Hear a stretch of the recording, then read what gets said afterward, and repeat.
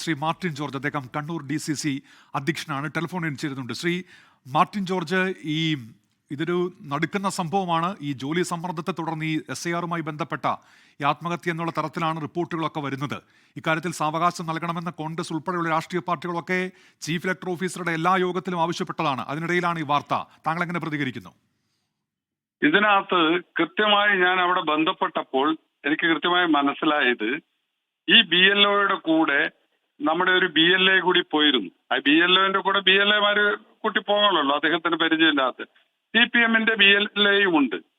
അങ്ങനെ പോയപ്പോൾ രണ്ടാമത്തെ ദിവസം എത്തിയപ്പോൾ നിങ്ങൾ എന്തിനാണ് ഈ കോൺഗ്രസിന്റെ BLAനെ കൂട്ടി പോകുന്നത് എന്ന് പറഞ്ഞ് ഈ അനീഷ് എന്ന ആളെ CPM-കാര് ഭീഷണിപ്പെടുത്തിയത് കൃത്യമായി അവിടെ അറിയുന്ന കാര്യമാണ്. അതിനുശേഷം വീണ്ടും ഇന്ന് രാവിലെയും അവിടെ അദ്ദേഹത്തിന്റെ വീടിന്റെ അടുത്ത് ഈ അനീഷ് എന്ന് പറഞ്ഞ ആത്മഹത്യ ചെയ്ത BLOയുടെ അടുത്ത് ഇന്നും CPM-കാര് നിരന്തരമായി ഭീഷണിപ്പെടുത്തുന്നത് കൃത്യമായി ആ നാട്ടിലുള്ള ജനങ്ങൾ കണ്ടിട്ടുള്ളതാണ്. അപ്പൊ ഇതൊരു ശരിയായ നിലപാടല്ല. ഞങ്ങൾ എപ്പോഴും പറയുന്ന ഒരു കാര്യമാണ്, ഈ BLOമാര് കണ്ണൂർ ജില്ലയിൽ രാഷ്ട്രീയമാണ് കളിക്കുന്നത്.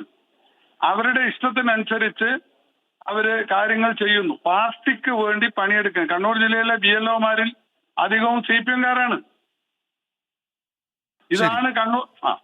ശരി. ഇപ്പോൾ ശ്രീ MV ജയരാജൻ, CPM-ന്റെ സംസ്ഥാന സെക്രട്ടേറിയറ്റ് അംഗം, കണ്ണൂരിലെ പഴയ ജില്ലാ സെക്രട്ടറി, ടെലിഫോണിൽ ചേരുന്നുണ്ട്. ശ്രീ MV ജയരാജൻ, ഇത് കണ്ണൂരിൽ കൂടിയാണല്ലോ ഈ സംഭവം. ഇപ്പോൾ മാർട്ടിൻ ജോർജ് ഒരു ആരോപണം കൂടി മുന്നോട്ട് വെക്കുന്നുണ്ട്.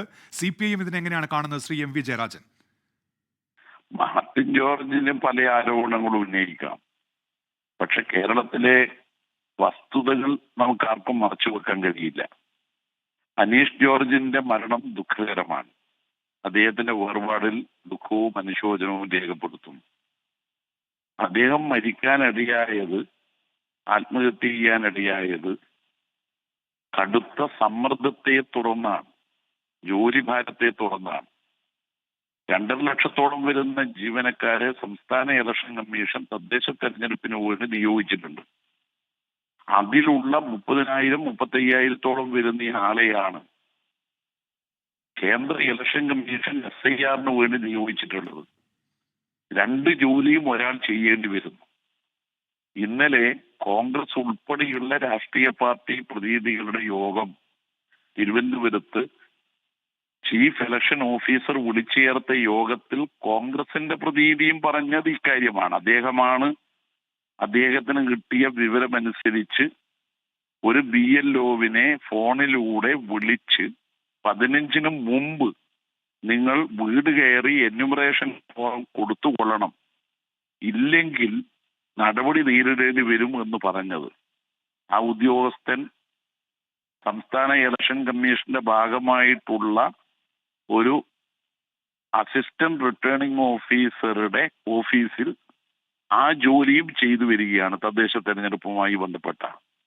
അപ്പോ 2 ജോലിയും ചെയ്യുന്നത് മൂലമുള്ള പ്രയാസമാണ് ഇന്നലെ കോൺഗ്രസിന്റെ പ്രതിനിധി ആ യോഗത്തിൽ ഉന്നയിച്ചത്. ഇത് എല്ലാ രാഷ്ട്രീയ പാർട്ടികളും ഉന്നയിച്ചു.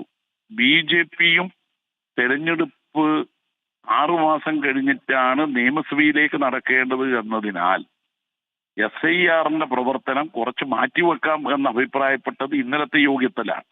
അപ്പൊ സർവകക്ഷികൾ യോജിച്ച് ഇത് മാറ്റണമെന്ന് പറഞ്ഞിട്ട് മാറ്റാതിരിക്കുന്നത് മൂലമുണ്ടാവുന്ന സമ്മർദ്ദം അനീഷ് ജോർജിന് മാത്രമല്ല, കേരളത്തിലെ മിക്ക ജീവനക്കാരിലുമുണ്ട്. ഇരട്ട ജോലി നിർവഹിക്കേണ്ടി വരുന്ന ജീവനക്കാരിലുമുണ്ട് എന്നതാണ് സത്യം.